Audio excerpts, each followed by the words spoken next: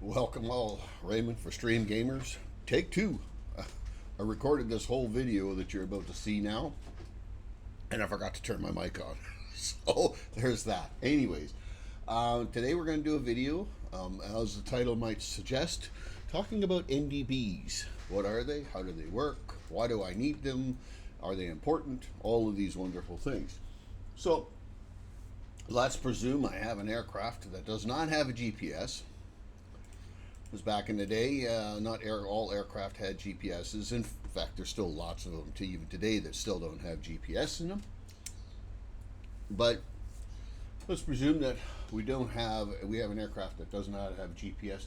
We are sitting at Kilo India Kilo Kilo. That's KIKK, and we want to go to an airport.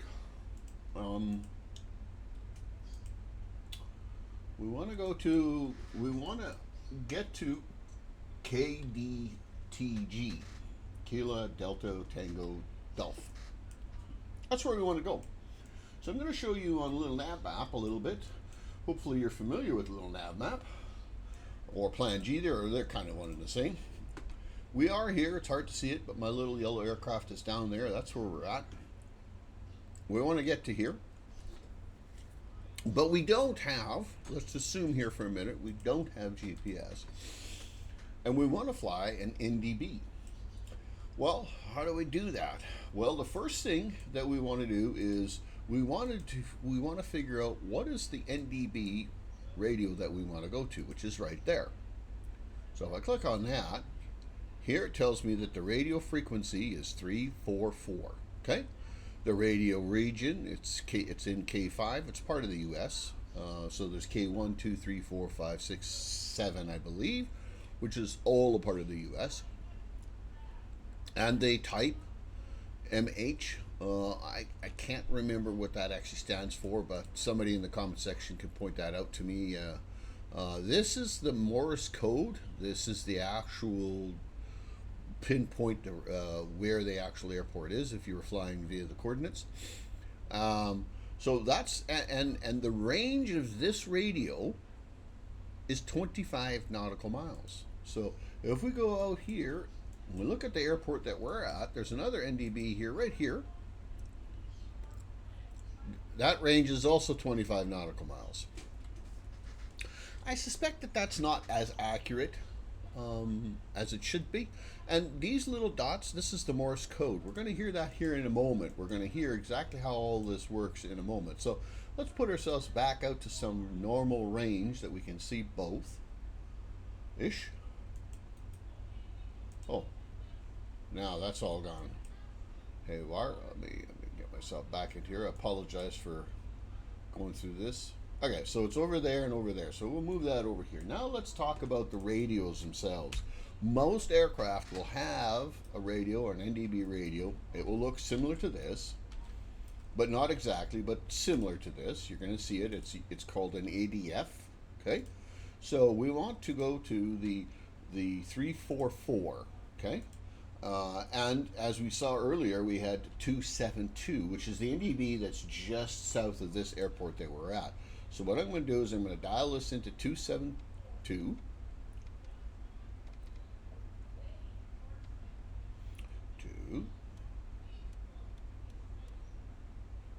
7, and if we push this inner button, that should allow us to dial in the final segments. There they are. I'll put that in. Then I'm going to dial this one down to 3. I'm going to get a little closer. And then I'm going to turn this to, whoops, I'm on 4, and then 4. So we have both the frequencies dialed in, right? If you note this needle, if I switch, what's that needle turn? It's turned to the NDB of the airport that we want to go to. This is turned to the NDB that is directly behind us. So we can toggle back and forth and we can see where the NDB is because we will fly the needle.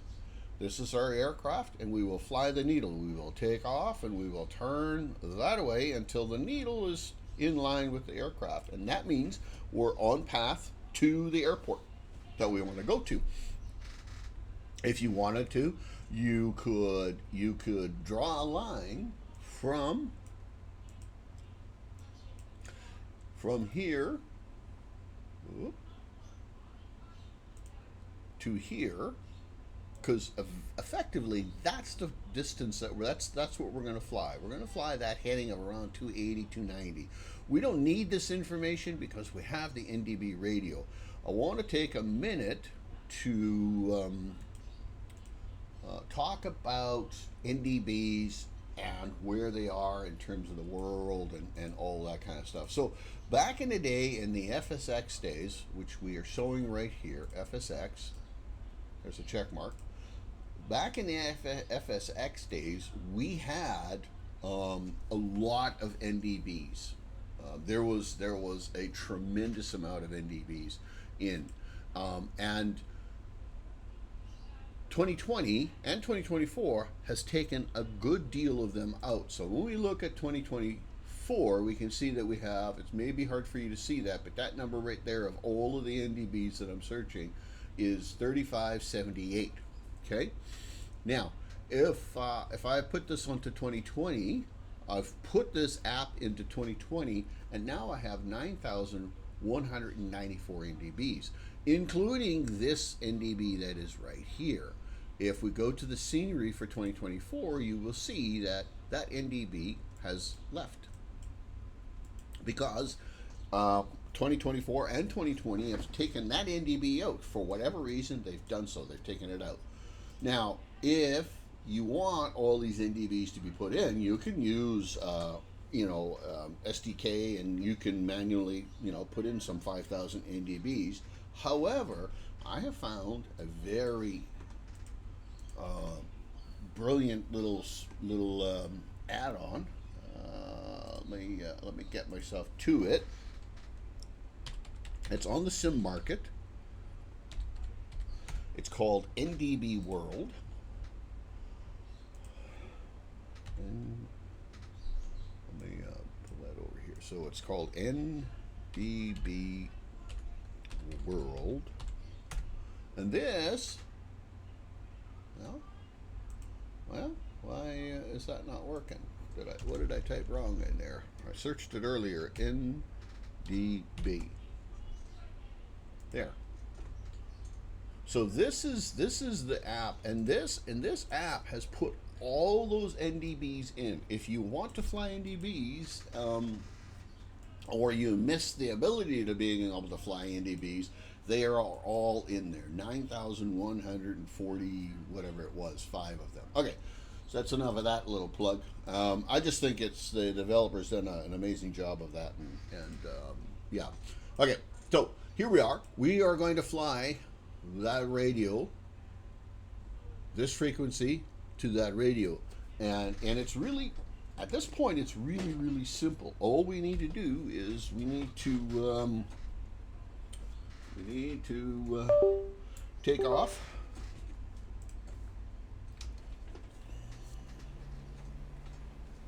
Let's throttle up.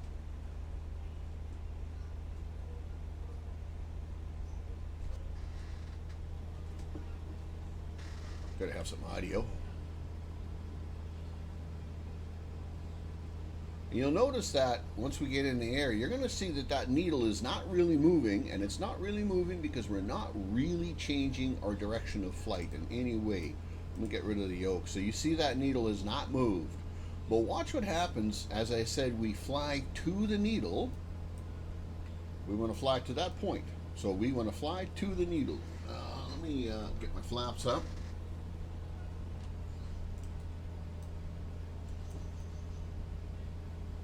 Okay, get a little stable here. So watch what happens to that needle when I turn and fly to the needle. That needle is turning around, and if we keep flying so that that needle is pointing straight up, which is in line with our aircraft, we see our aircraft is kind of pointing straight up. If I turn like this,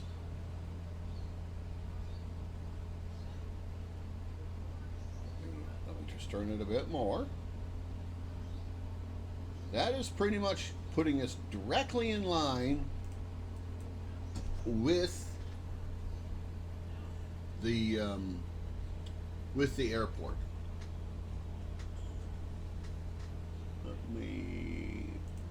Right, so I can see I've overshot the needle a little bit.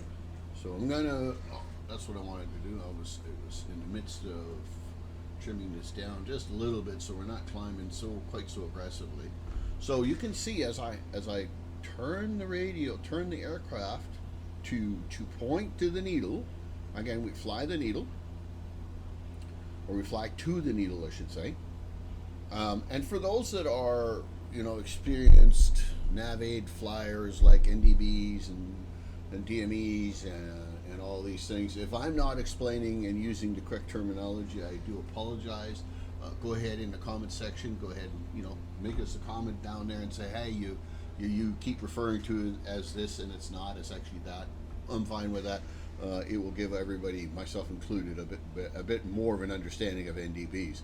I'm just here trying to show exactly to some novices and so forth, how do you use NDBs. I've been flying flight sim for a long time, and although I've understood NDBs to some degree, clearly not anywhere near as much as I've understood up to trying to make this video. Right, so we're flying in that heading, and you can see that needle is moving as we turn and so forth.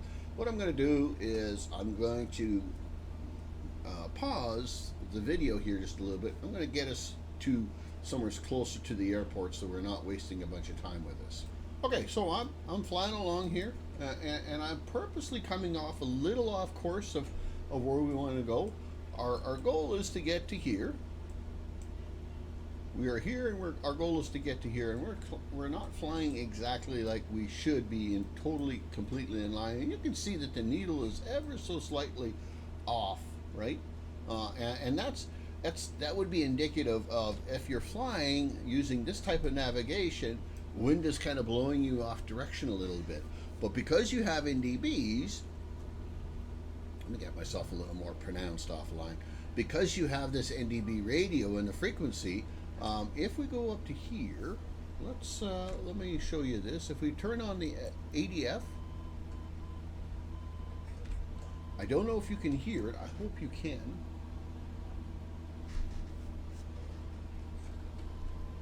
That is Morse code telling you that you are you're reading the NDB radio at that airport. Okay. Now I don't like that incessant beeping, so I turn that off. Okay, so here we are. You can see that we're off course. We know that the airport is over that way somewheres, right? So let's turn and let's see if we can't get closer to where the airport is. And we should also note that when we took off, we were about 25 nautical miles from here. And you can do that via a map. You can let me pause this and let me just kind of take you through that process a little bit. So we were here, we are going here. If we were to use a line, as it were, yeah. So that's approximately 270 degrees. That's due west, right? And we know that if that's 270, our angle is about 280 degrees, and so you would fly from here at about 280 degrees. You would take off and you would start heading approximately 280 degrees. Now, of course, if you had a really strong, south to north wind, and you had yourself lined up at that 280 degrees, or let's say you took off here and you were here and you said, okay, well, I'm going to take off, I'm going to fly up here, and I'm going to use that as my direction, so 270-ish degrees. Okay, but what if you had a strong south to north wind and you were flying 25, 26, 28, whatever miles? You would eventually get blown off course. Now, not to worry, because you wouldn't likely get blown off course in this short of a distance that you still wouldn't be able to pick up the radio. But let's say you were flying, a 200-mile distance. You didn't have access to that radio. Well, you might. Let's assume you were here somewhere, you know, or up here somewheres. You might find other NDBs on your way, and you would transition from one NDB to the next NDB to the next NDB to this NDB down here, right? Because there is an NDB here, you know, so you might transition via the NDBs and kind of heading in that direction. If it looks like there's one there, in fact. So you might transition, you know, from over here to here, then to here. And you can fly all those NDBs just figuring out what is the direction, the approximate distance, right? And then, you know, you can figure out while you're flying, you're traveling X number, your speed is X, and so you're traveling X number of nautical miles per minute, per hour, per, you know, whatever that unit of time you use. So it's like, okay, I'm going to fly that way about 30 minutes, and I should be somewhere where that NDB, where I should be able to pick up the NDB. Oh, there it is. I'm a little off course. Correct for the NDB course. Then it says, then the next hop might say, well, from this NDB to that NDB is 102 miles, and it's at a heading of 280 degrees. So, but I got a strong south to north wind, which is going to push me off. So instead of flying 280 degrees, I might decide to fly 270 degrees or 260 degrees and let it kind of blow me off course ever so slightly. Okay? And of course, then as I got close enough within that 35, 75, whatever nautical mile range of the NDB, the radio would pick it up and you would hear the Morse code. So that's why you put that on, so that you're not always looking at the needle for it to move, but you'll hear the code and go, oh, I've picked up the NDB. Where is the NDB? Then you look down. Then you look down at your aircraft and you go, oh, the NDB is there. Okay, I just keep flying that direction. And so you can see, if you want to fly NDBs, you know, there's another NDB there. You might fly from this NDB to that NDB to this NDB to that NDB, because this is where you want to get. And granted, I understand in today's world, you would be flying around quite a bit. But keep in mind, you're flying an aircraft that does not have navigation. You don't have access to utilities such as this. How do you get from way over here to way over there? Again, you could fly here and you could say, well, that heading is, let's say, 260 degrees. Great. I fly a heading of 260 degrees. I'm going to make a correction for some wind because I got a north to south wind. So I'm going to make a correction 10 degrees for that, let's just say. So instead of flying 260, I'm going to fly 250, and I'm going to land up here. As long as that's within range of that, you're going to see that, and you may not have to go boop, boop, boop, boop, boop, like this. But so flying NDBs is a challenge in today's world because we have utilities that allow us to do it without it. But rest assured, if you decided to do a flight without utilizing your GPS, and you want to fly, say, from New York to LA, if you flew that great distance with winds and everything else, you would be a long way off course by the time you landed in LA when you left New York. Even if you're flying a jetliner, you would be way off course. Now, of course, jetliners, modern jetliners, all have controls that would eliminate that. Anyways, so see if it's something you enjoy. It is something that I enjoy. It brings a certain element of challenge to flying. Not every aircraft has this in it, you know. Typically, lots of aircraft, when you're first starting your private pilot's license, you're not going to have an aircraft that has this expensive electronics in it. You're going to be flying a 150, 152, maybe 172, and it's all going to be steam gauged.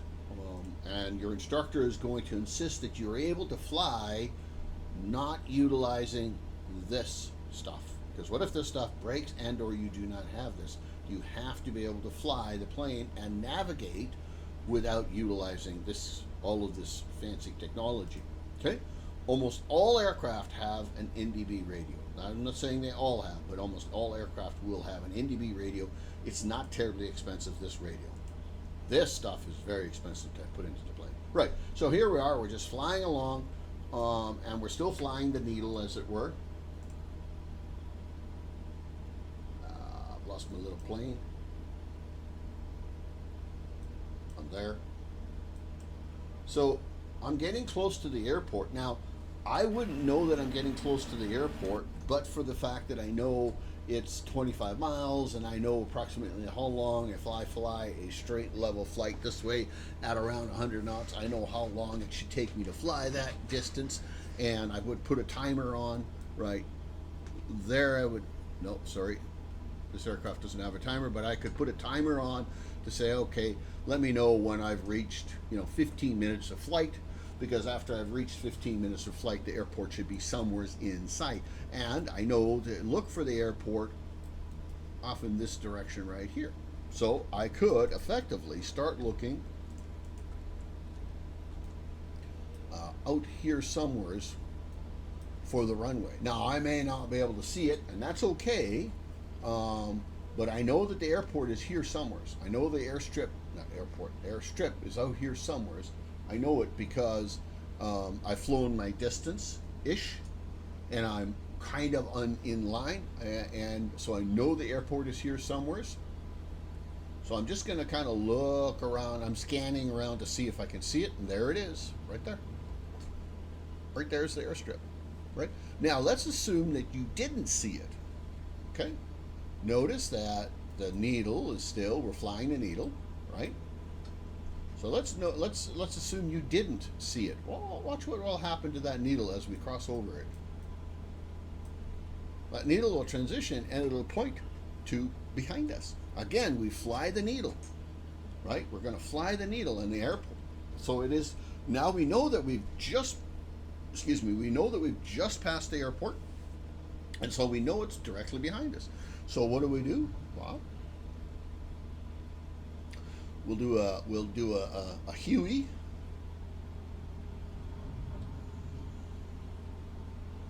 Trying to keep stable and level flight-ish. So right now I'm going to just turn the aircraft around, and again I'm going to see that needle move. Right? All I'm doing is I'm just watching the needle, saying, okay, where's the airport? Where's the airport? I know the airport is 90 degrees off here. If I looked out there, I would see it. Right there it is. You see? So we know just by looking at that needle, we know where that airport is. It is 90 degrees off my right wing. Let me turn it a little bit more. And again, we know that the airport is now over my pillar there somewhere. I still see it. I mean, you can see it. So that is how you fly NDBs. That's how you locate the airport and stuff like that. And that is the purpose of NDBs. It is to be able to fly pretty much anywhere in the world without navigation, without having some form of nav aid that you may or may not have in an aircraft. And it gives you the ability to find the airport and fly from one airport to the next airport. See that next time you're flying with your group, go ahead and challenge them to do this type of flight. It's interesting, and I dare say it's still a needed skill to be able to know how to do this, because again, not every aircraft will have a navigation system in it. Not every airport will have some kind of navigation utilities on it either. That's another thing. So, Raymond, Stream Gamers, NDB-World. I will put a link in the description for the NDB-World on the sim market. If you go ahead and purchase that and install it and use it, come and let me know. Come and let me know that you've installed it. If it doesn't work for you, if you're struggling, maybe my video wasn't comprehensive enough, by all means, go ahead and put a comment in the comment section. I read all of the comments and I will respond to you. If you're struggling, if you enjoy it, go ahead in the comment section. And if you don't enjoy it, if you don't enjoy the video that I made, anyways, Raymond, Stream Gamers, this is a video discussing NDBs and also discussing this incredibly neat add-on that somebody has spent a tremendous amount of time getting all these NDBs back in the world. Right. Thanks for watching the video. As always, don't sweat the little things. The little things will look after themselves. The big things, do the things you can. Take care of the things that you can on those big ones, and the ones that you can't, don't worry about it, because you can't do anything about it anyways. And as always, be kind. Smile at your neighbor. Wave at somebody. Don't worry about the person's attitude, because you don't know what trials and tribulations they're under. And it's easy to condemn a person on their worst day, but that's their worst day, and we all have those, right? Thank you for watching, and on to the next one. Bye-bye.